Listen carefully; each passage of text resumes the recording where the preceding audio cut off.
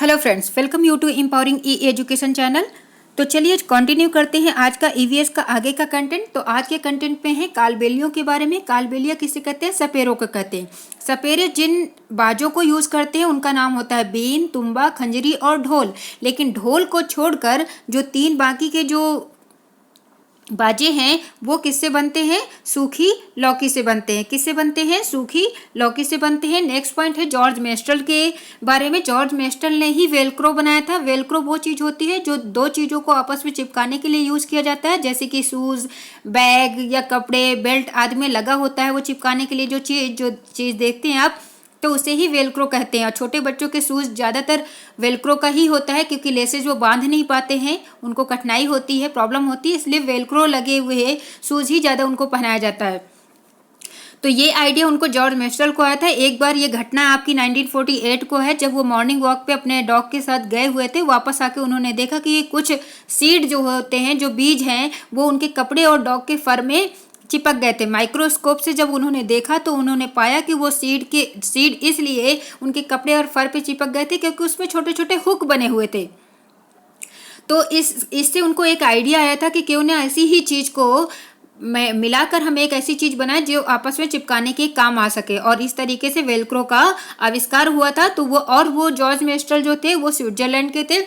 Next point है कि जो टमाटर, आलू और हरी मिर्च हम यूज़ करते हैं, वो उसका जो ऑर्गेन कंट्री है जहाँ से वो उत्पत्ति हुई है वो है दक्षिण अमेरिका है, साउथ अमेरिका की है। कैबेज और मटर जो हैं वो यूरोप से आए हुए हैं। अफ्रीका से कहवा और हरी भिंडी है। हरी भिंडी इसलिए यहाँ पर बताया जा रहा है क्योंकि भिंडी भी कई प्रकार की होती है। हरी भिंडी रेड, येलो इस तरीके से होते हैं। जैसे कैप्सिकम आपने देखा होगा कि रेड, येलो और ग्रीन कई रंगों में होते हैं, वैसे भिंडी भी होती है कई रंग की। जो हरी भिंडी होती है वो कहाँ से आई हुई है? अफ्रीका से। और हमें ऐसा लगता है कि वो हमारे देश की ही ये सारी सब्जियां हैं, लेकिन वो एक कंट्री से दूसरे कंट्री में इस तरीके से आते हैं। कैसे? जो ट्रैवलर होते हैं वो अपने साथ कुछ चीज़ें लेके आते हैं खाने की, जिसकी वजह से भी एक स्थान से दूसरे स्थान तक वो सीड वगैरह पहुंच जाते हैं और वहीं पर वो चीज़ें पैदा होने लगती हैं। या फिर पक्षियों के द्वारा भी ऐसा चीज़ें होती हैं, जैसे कि कोई जो चिड़िया है वो अनाज के दाने अपने चोंच पे लेके जा रही है और कहीं वो दूर जाकर वो सीड गिर गया तो वहाँ पर भी कोई पौधा उगाता है। तो इस तरीके से एक स्थान से दूसरे स्थान तक बहुत सारी चीज़ें ग्रो हो जाती हैं।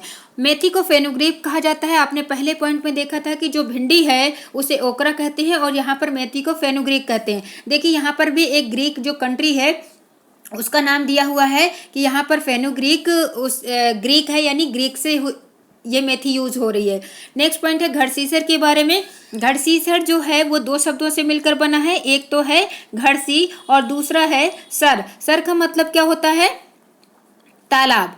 और घड़सी यहाँ पर एक नाम है। घड़सी नाम के एक राजा थे जैसलमेर के। उन्होंने 650 वर्ष पहले एक झील बनवाई थी, एक तालाब बनवाया था बारिश के पानी को इकट्ठा होने के लिए, ताकि वो बारिश का पानी साल भर इकट्ठा रहे तो लोगों की जो पानी की प्रॉब्लम हो जाती है वो दूर हो सके। और ये जो तालाब था वो इस तरीके से बनाया गया था कि जब बारिश का पानी सबसे पहले वाले बड़े तालाब में इकट्ठा होता था, जब वो पूरी तरीके से भर जाता था तो दूसरे तालाब में एक्स्ट्रा पानी चला जाता था, और इसके बाद जब वो भर जाता था तो तीसरे, चौथे, पांचवें इस तरीके से वो एक दूसरे से कनेक्टेड हुए 9 तालाब उसमें बने हुए थे।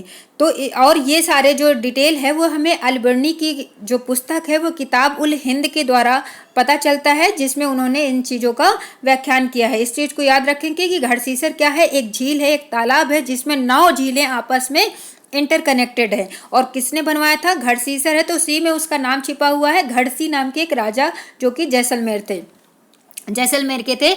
अब नेक्स्ट पॉइंट है कि अल-बर्नी जो थे बहुत 1000 साल पहले हमारे देश में एक यात्री आए थे जिसका नाम था अल-बर्नी। अल-बर्नी की जो पुस्तक थी वही किताब उल हिंद है, जिससे हमें ये डिटेल सब पता चलती हैं कि घड़सीसर के बारे में। और वो जिस कंट्री से आए थे वो उसका नाम है उज्बेकिस्तान। क्या नाम है उसका? उज्बेकिस्तान। उज्बेकिस्तान से आए थे। ये मिडिल एशिया में पड़ता है कंट्री। ये जो कजाकिस्तान है, तुर्कमेनिस्तान है, ये जो 5 कंट्रीज हैं उनके बीच में ये उज्बेकिस्तान भी है। और इसके बाद 1973 में, यानी उनके जन्म के 1000 साल बाद, तो उनका जन्म कब हुआ? 1973 में। एक डाक टिकट भी जारी किया गया था अफगानिस्तान के द्वारा। ठीक है, तो इस तरीके से याद रखेंगे। दूसरा है राजस्थान के, अब यहाँ पर पानी के बारे में बताया जा रहा है। तो राजस्थान में बहुत कम बारिश होती है पूरे साल में, अगर देखा जाए कि इंटायर पूरे ईयर में जो है वो 10 से 12 दिन ही बारिश होती है, कभी कभी तो इतनी भी बारिश नहीं होती है। अब वहाँ पे बारिश की जो कमी होती है उसको दूर करने के लिए एक संघ है तरुण भारत संघ। ये तरुण भारत संघ क्या होता है कि जो पानी की कमी होती है उसको दूर करने के लिए लोगों की मदद करते हैं। ठीक है, तो वहाँ पर अलवर में ये भी ध्यान रखेंगे कि राजस्थान में अलवर जिला है, वहाँ पर एक लेडी थी दड़की माई, यानी एक बूढ़ी लेडी थी, वो थी, उनका नाम था दड़की माई। तो उनके गांव में एक बार सूखा पड़ गया था, पानी की कमी हो गई थी, तो उन्होंने तरुण भारत संघ से ही हेल्प लिया था। फिर तरुण भारत संघ के लोग वहाँ पर गए थे, गांव वाले भी उसमें पार्टिसिपेट किया, और तब उन्होंने जो वहाँ की नहरें थी, जो बावड़ी थी, जो तालाब थे पुराने, उनकी साफ सफाई करवाई थी, और इस तरीके से वहाँ पर पानी की कमी हुई थी। और याद रखेंगे कि जोधपुर में, राजस्थान के जोधपुर में 1986 में सूखा भी पड़ा हुआ था। तो दड़की माई का भी नाम याद रखेंगे।